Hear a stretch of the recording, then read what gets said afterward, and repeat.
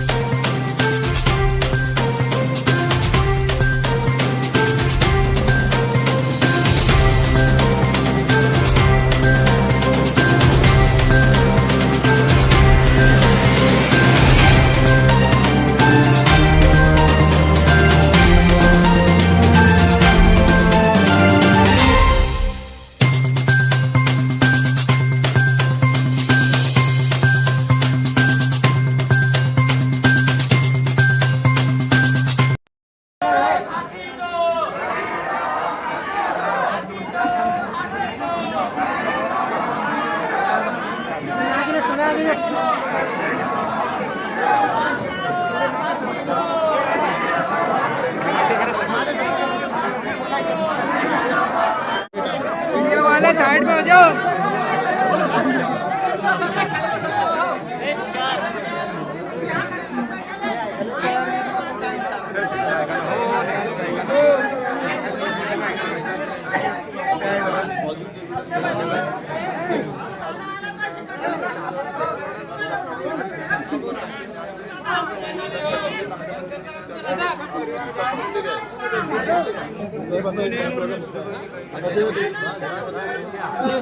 आई है, वडील आहे, भाऊ आहे, त्यांना सुद्धा शासकीय मदत आम्ही परिवाराला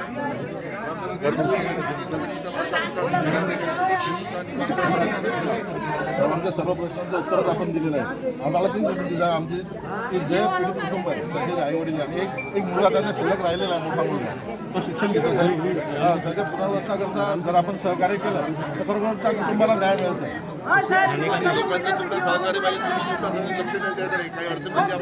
साहेब काही आमच्या तालुक्यात कुठलाही अनुचित प्रकार घडणार नाही, कारण की आम्ही आमचं समाधानकारक कार्य पोलिसांनी केलेलं आहे साहेब, त्याबद्दल आम्हाला काही शंका नाही आणि त्याकरता सर्व शांततेत आहे। फक्त आपली प्रतीक्षा करत होतो साहेब आणि आमचा जो आक्रोश आहे फक्त तो याकरता साहेब की जी घटना घडली ती दुर्दैवी आहे, फक्त आमच्या कुटुंबांना न्याय मिळाला पाहिजे, फक्त एवढी एक विनंती साहेब। हे साहेब आमच्या संघटनेकडनं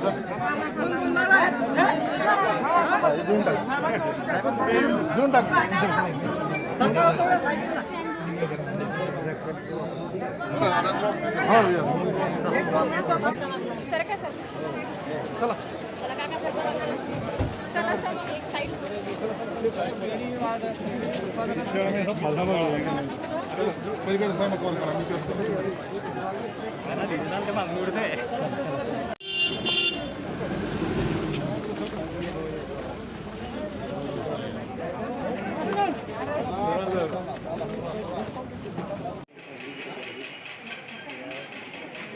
महाराष्ट्राला काळीमा फासणारी अत्यंत निर्घुण अशी घटना आज घडलेली आहे। यामध्ये एका अल्पवयीन मुलीवरती बलात्कार करून 3 नराधमांनी तिच्या 3 भावांसह तिला धरून 4 लोकांना, अल्पवयीन मुलांना कुऱ्हाडीने जसं आपण बोकड कापतो तशा पद्धतीनं कापलं. हे अतिशय निर्गुण, निषेधार्ह आणि शब्दात वर्णन करता येणार नाही, निषेध करावा तेवढी अशी ही घटना आहे. याच्यामध्ये हे जे परिवार आहे 30 वर्षापासून स्थलांतरित झालेला परिवार आहे, पण अद्यापही त्यांच्याकडे झोपडं नाही राहायला, स्वतःचं घर नाही, छप्पर नाही, राशन कार्ड नाही, त्यांच्याकडे कुठल्या प्रकारचं आधार कार्ड नाही, मतदान कार्ड नाही. अशा याच्यामध्ये स्वाभिमानानं स्वतःच्या इज्जतीनं जगणाऱ्या लोकांवरती ज्या पद्धतीचा घाला घातलेला आहे, आमची मागणी आहे आरोपींना तात्काळ आता पकडलेलं आहे आम्ही असं ऐकलं आहे, पण त्यांची नावं जाहीर केली पाहिजेत.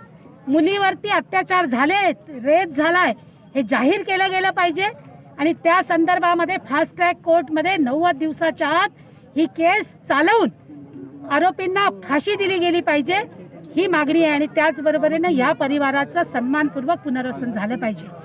त्यासाठी आदिवासी विकास विभागाच्या ज्या योजना आहेत त्या त्यांना तात्काळ लागू झाल्या पाहिजेत. मनोधैर्य योजना लागू झाली पाहिजे आणि त्यांना सन्मानाचा जगण्याचा अधिकार मिळाला पाहिजे. आणि याच निमित्तानं महाराष्ट्रामध्ये जेवढे स्थलांतरित मजूर आहेत त्यांचा संपूर्ण अभ्यास होऊन कायद्याप्रमाणे त्यांना राहायला घर, राशन, आरोग्य या सगळ्या सुविधा उपलब्ध करून दिल्या पाहिजे. वो तो मेरे को 2 दिन रख लिए, कल से मेरे को छोड़ा नहीं. किसने? पुलिस स्टेशन में. आपको क्यों छोड़ा? मतलब जैसा पुलिस ने, आप तो भाई है लड़की, तो मेरे को पूछताछ के लिए लेके गए, कल से लेके गए थे और अभी जाके लाया था, कंप्लेंट आ गई. गृह मंत्री से आपने अभी क्या क्या, मतलब जो आपकी मांगनी है वो क्या क्या करी, मतलब किस तरह की जो आपको गृह मंत्री ने आश्वासन दिए, उसके बारे में भी आपका क्या कहना है? मेरा ये कहना है कि घरकुल चाहिए, 2 एकड़ खेती और 25 लाख रुपए की मांगनी करी. उन्होंने हाँ बोल के गया हुआ, सोमवार के दिन बोल रहे थे. आश्वासन मतलब 2 दिन का शुरुआत? हाँ, सोमवार. उसके बाद आपको मतलब जैसा ये आपको जो चीज़ें आपको मांगनी थी वो मिल गई, उसके बाद में आपका क्या रहेगा, मतलब आरोपी को छोड़ दिया जाए? नहीं, आरोपी को तो नहीं छोड़ दिया जाए, आरोपी को तो नहीं छोड़ना चाहिए. आरोपी बोले पीड़ित परिवार का जो दर्द है समझ. महाराष्ट्र का इतिहास है, यहाँ पर बाबा साहब अम्बेडकर से लेकर फुले शाहू यहाँ पर रहे. शिवाजी महाराज ने बोला था कि ऐसे अत्याचार करने वालों के हाथ कलम कर दीजिए, और उन्होंने किए भी थे. ऐसे महाराष्ट्र में 30 घंटे होने के बावजूद भी ये आरोपी है कि नहीं ये डिक्लेयर नहीं करते. पोस्टमार्टम रिपोर्ट का मतलब जो पोस्टमार्टम रिपोर्ट होती है जो केस में मेन होती है, हमारी जो बच्ची थी जिसके ऊपर रेप हुआ ऐसा हमें लगता है, और क्योंकि जो संगीन जुल्म हुआ और हमने वहाँ पर देखा जगह पर जाकर, तो कपड़े नहीं थे शरीर पे जिस तरह का ये हुआ था. तो इसका मतलब है कि ऐसे तो कोई जाके मारने के लिए गया और कपड़े निकाले, ऐसे तो कुछ कर होता नहीं. तो ये बच्चों ने ये कुकर जरूर किया है, आरोपियों ने, दलितों ने जरूर किया है. तो ये डिक्लेयर ने 8 बजे कल शाम को 7 बजे उस बच्ची का ये पीएम हुआ, पीएम रिपोर्ट उसका. मैं डिटेल नहीं बोल रही, विसेरा का रिपोर्ट और वो नहीं, पर कम से कम प्राइमरी रिपोर्ट कि हाँ भाई सेक्सुअल अब्यूज हुआ है कि नहीं, ये तो 2 घंटे में आ जाता है. ये प्राइमरी लेवल के ऊपर जो रेप हुआ है कि नहीं हुआ है, सिर्फ ये 2 से 3 घंटे बहुत मुश्किल से मिल जाती है रिपोर्ट. हाँ, तो अभी तक मतलब क्या कोई हमें समझ में नहीं आ रहा है कि महाराष्ट्र सरकार ये देरी क्यों कर रही है. महाराष्ट्र सरकार ने हाथरस के बाद में चाहिए. दूसरी घटना है जहाँ पर जो हाथरस का आज हमने नजारा देखे, वो भी यही लगता है कि क्या है मतलब अभी. नहीं, मैं हाथरस से इसकी बराबरी नहीं करती. हाथरस एक अलग मामला है. हाथरस में उच्च जाति के लोगों ने एक लड़की को, उसके हिम्मत कैसी होती है, खेती में ही करते हैं, उस तरह का ये किया हुआ एक मामला है और ये अलग है. पर ये दोनों भी दर्दनाक है, दोनों अलग अलग अपनी दोनों हम भी जगह वही से. तरीके से देख रहे हैं उसको एक नजर से कि वो दोनों भी दर्दनाक है, बहुत दर्दनाक और है. दोनों ही केस जो है एक जैसे किए हैं कि पर वहाँ रेप के बाद की में पर वहाँ की पुलिस और वहाँ का सरकार आरोपी के साथ खड़ा है. महाराष्ट्र की पुलिस और महाराष्ट्र की सरकार आरोपी के साथ खड़ी नहीं है, पर देरी लगा रही है. शायद उनको अपने इमेज का डर लग रहा है, पर वो उनके साथ खड़े नहीं है. वो मुझे ये लग रहा है कि वो देरी क्यों लगा रही है, ये मेरा सवाल है. पर मैं इससे सहमत नहीं हूँ कि वो उनके साथ है, क्योंकि आरोपियों के साथ वो उस तरह का महाराष्ट्र में होगा नहीं, और होगा तो हम छोड़ेंगे नहीं उनको.